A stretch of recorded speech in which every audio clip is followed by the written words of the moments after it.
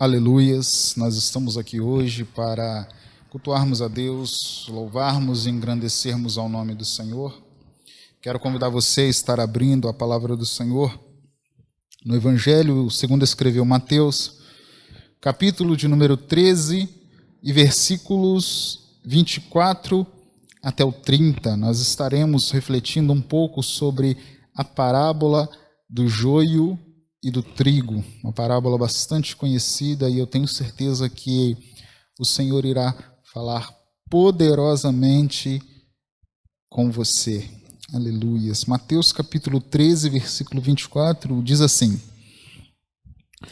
Propôs-lhes outra parábola, dizendo: O reino de Deus é semelhante a um homem que semeia a boa semente no seu campo, mas dormindo os homens, veio o seu inimigo e semeou o joio no meio do trigo. E retirou-se e, quando a erva cresceu e frutificou, apareceu também o joio. E os servos do pai de família, indo ter com ele, disseram-lhe: Senhor, não semeaste tu no teu campo boa semente?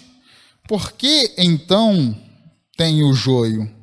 E ele lhes disse: um inimigo é que fez isto. E os servos lhe disseram: Queres, pois, que vamos arrancá-lo? Ele, porém, lhes disse: Não, para que, ao colher o joio, não arranqueis também o trigo com ele.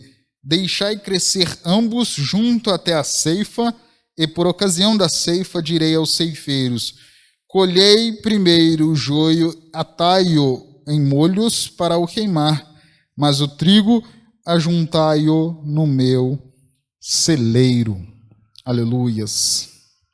Como eu lhes disse, é uma parábola bastante conhecida, a parábola do joio e do trigo. Neste ponto da jornada de Jesus, aqui, quando ele está explanando já através de parábolas, ele utiliza muito a figura do campo para expressar as verdades espirituais. E ele vem logo da sequência da parábola do semeador, que saiu e parte da semente ficou pelo caminho, os pássaros a comeram, parte caiu num terreno pedregoso, outra parte caiu entre os espinhos que cresceram e outra parte caiu em boa terra. É neste capítulo também que ele vai falar sobre a semente do grão de mostarda. E aqui ele vai falar justamente sobre um homem que tinha um campo e semeia neste campo o trigo, espera ali fazer a sua colheita do trigo.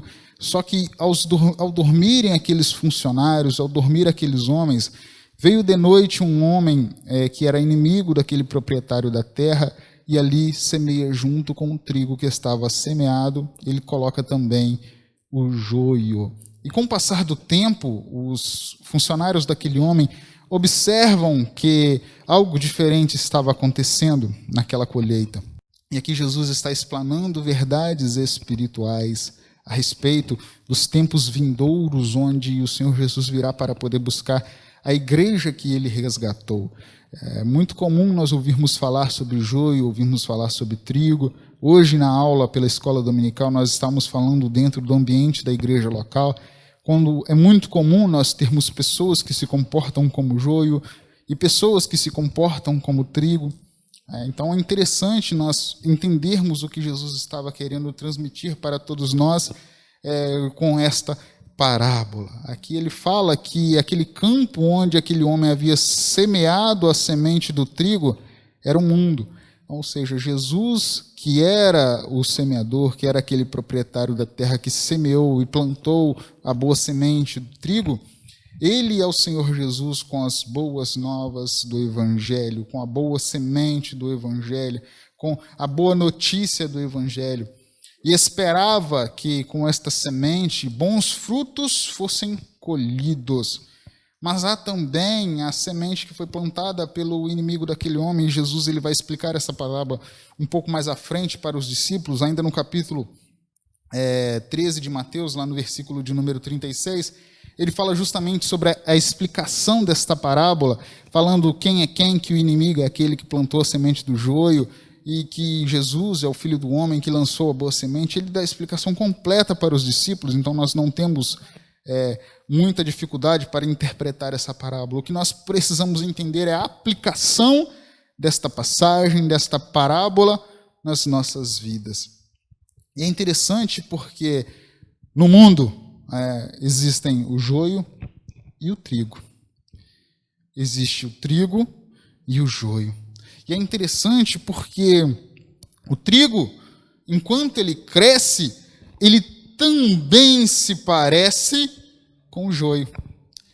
É muito comum, quando nós falamos sobre essa parábola, nós martelarmos o joio, encontrarmos os defeitos e as mazelas do joio, falando que o joio que costuma se parecer como trigo, se disfarçar como trigo, se comportar como trigo, mas no seu coração também há maldade. Mas quando nós olhamos, se o joio se parece com trigo, é porque também o trigo se parece com o joio, no aspecto físico, não na sua essência. E dentro da obra do Senhor, dentro do corpo de Cristo, dentro da igreja de Cristo, nós precisamos entender que também há aquele trigo que, quando se converte, ele se parece com o joio. Ele vai ter alguns comportamentos de joio, aos quais ele ainda não conseguiu se desvencilhar, não conseguiu se libertar. Tudo isso acontece. E precisamos ter paciência com esse trigo também, porque na sua essência, ele é trigo. Ainda se parece em alguns aspectos com o joio, mas ele é trigo. É interessante quando nós olhamos para a palavra do Senhor, nós vamos ver que existiam pessoas que se pareciam com o joio, mas na sua essência eram trigo. Lucas, capítulo 7, versículo 6, nos conta sobre o centurião de Cafarnaum. É uma passagem bastante conhecida que fala de um homem romano que possuía ali um amigo, algumas passagens trazem como servo, como criado, que estava doente, que estava enfermo, que estava acamado, e ele ouve falar de Jesus e chama Jesus para que vá até lá e pudesse curar aquele seu próximo que estava doente. E Jesus, ele se dispõe e vai até a casa daquele homem. E quando ele está se aproximando da casa daquele centurião de Cafarnaum, aquele cidadão romano, aquele soldado romano, aquele homem fala assim: olha, fala para ele que eu não sou digno de que ele entre debaixo da minha casa, que ele fala somente uma palavra e o meu servo será curado. Porque eu também tenho um homem sob autoridade, eu digo a ele vai, e ele vai. Eu digo ele vem, e ele vem. Isso é muito impactante, porque ele está querendo dizer para Jesus: olha, Jesus, eu reconheço a sua autoridade e sei que você tem poder para poder curar o meu servo. Então, no aspecto físico, aquele centurião romano, ele era joio. No seu exterior, as pessoas podiam olhar para ele e imaginar que ele era joio, porque ele não caminhava junto com Cristo, ele não estava junto de Cristo, ele sequer professava o judaísmo, ele era ali, nós vamos ver nas passagens paralelas, nas passagens que contextualizam esse texto, mostram que ele era como nós poderíamos dizer, uma pessoa que era amigável ao judaísmo, tanto é que ele tinha construído sinagoga para eles, ele era uma pessoa que era simpatizante do judaísmo, mas quando ouve falar de Jesus, ele reconhece em Jesus alguém que tinha autoridade. Então ele tinha aspecto de joio, ele tinha aparência de joio, as pessoas poderiam olhar para ele e achar que ele era joio, mas a sua essência era uma essência de trigo. Então não olhemos o aspecto exterior, que nós possamos sentir as pessoas que realmente professam, entender essas pessoas que realmente creem e professam a fé no Senhor, não julgar pela sua aparência exterior. Tentar entender que às vezes as suas mazelas, as suas dificuldades, é porque ela está num processo de santificação. Então, por isso que ela ainda se parece com o joio, mas ela, em sua essência, é o trigo. Um outro exemplo bastante interessante é o daquela mulher pecadora que unge ali os pés de Jesus e chora nos pés de Jesus e com seus cabelos ela enxuga os seus pés, quando ele estava ali na casa de Simão, o fariseu, E o próprio Simão fariseu, ele questiona a autoridade de Jesus como profeta, porque ele diz o seguinte: olha, se este homem fosse profeta, ele bem saberia quem é esta mulher, pois é uma pecadora. Então, o que Simão faz, ele lança a mão do passado daquela mulher para rotulá-la como joio. Mas Jesus, ele, Deus que é e é, ele sonda os corações, ele sabia que a essência daquela mulher já não estava mais ligada ao seu passado. Aquilo já é velho e se passou. E eis que tudo se fez novo. E ele mostra para Simão, aquele fariseu, ele fala: olha, Simão, está vendo isso tudo que ela fez isso aqui? Porque ela muito amou. Ele mostra para Simão o amor que ela havia apresentado em forma de culto e de adoração a Deus. Então, quando nós olhamos para o passado daquela mulher, ela pode ter um aspecto de joio, ela pode ter tido comportamento de joio, ela pode ter tido atitude de joio, ela pode ter tomado decisão de joio, mas hoje, naquele momento, ela havia se transformado em trigo. Ela havia mudado de vida. Ela agora estava disposta a servir ao Senhor. Portanto, que estava ali o adorando e o bendizendo e o louvando, algo que Simão não conseguiu fazer. Então, Simão, na verdade, ele estava muito mais com um aspecto de trigo, mas sendo joio, do que sendo propriamente trigo. Que é o que nós vamos entrar agora, porque assim como existem pessoas que são trigo, mas ainda com aspectos e características de joio, existem também pessoas que são joio, mas com aspecto e característica de trigo. Isso é muito sério. Isso é muito preocupante quando nós olhamos para os apóstolos que Jesus havia escolhido, que passaram ali aproximadamente 3 anos com o Senhor, aprendendo com o melhor pastor, aprendendo com o melhor professor. Eles ficaram ali aproximadamente 3 anos e não conseguiram absorver adequadamente aquilo que Jesus lhes tinha para ensinar. E isso fica muito evidente quando Jesus está ali conversando com Pedro, e ele adverte Pedro, ele chama a atenção de Pedro, dizendo que Satanás tinha pedido autorização para se andar com ele, como se faz com o trigo. E Jesus fala para ele: olha, eu roguei ao Pai por ti, para que a tua fé não desfaleça. Lucas capítulo 22, versículo 32 ao 34, diz assim: mas eu roguei por ti, para que a tua fé não desfaleça. E prestem bastante atenção no que Jesus vai dizer para Pedro: e tu, quando te converteres. Isso ele já estava há 3 anos com Jesus. 3 anos.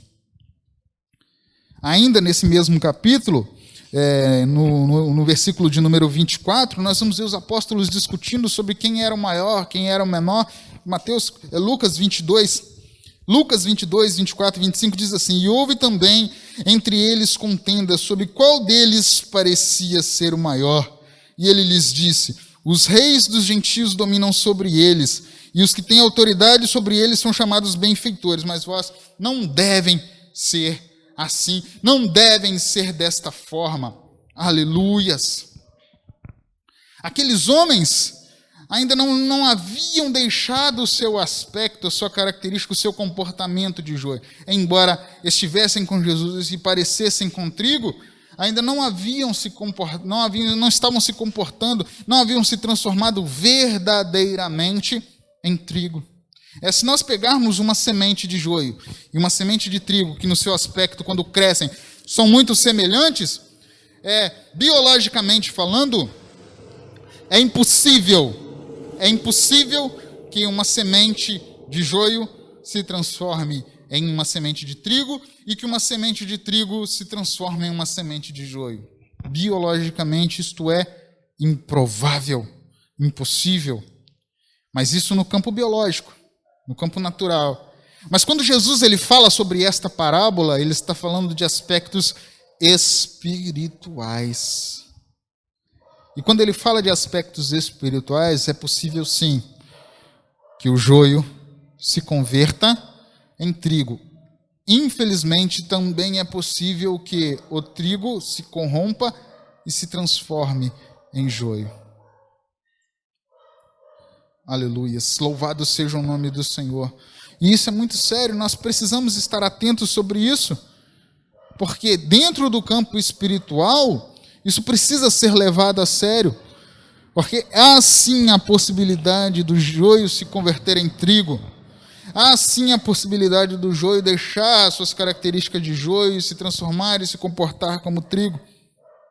Mas para isso, há necessidade que ocorra um milagre. E o que é um milagre?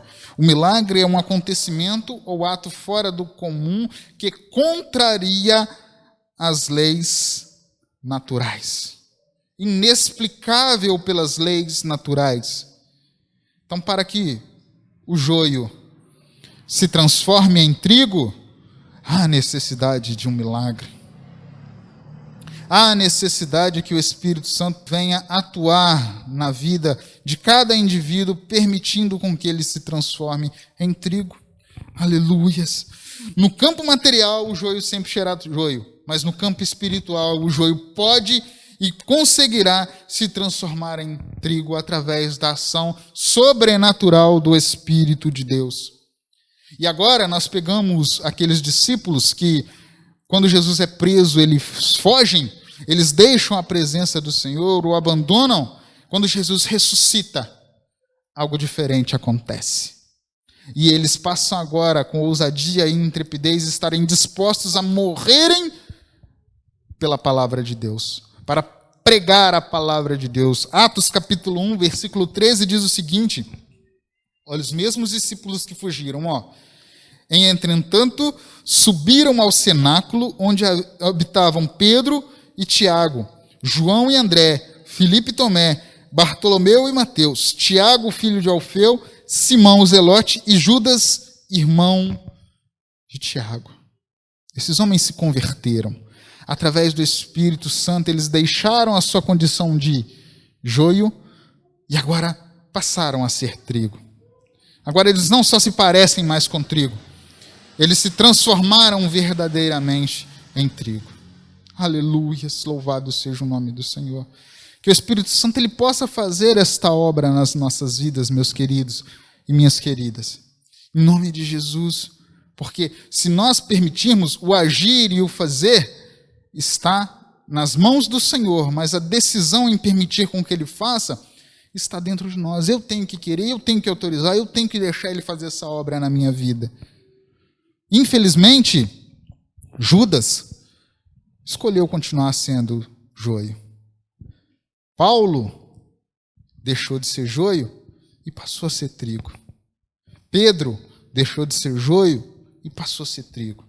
É uma escolha individual. Então eu convido você, eu conclamo você a deixar o Espírito Santo atuar e trabalhar na sua vida, santificar você, permitindo com que você deixe a sua condição de joio e se transforme num trigo para a glória do nosso Senhor Jesus.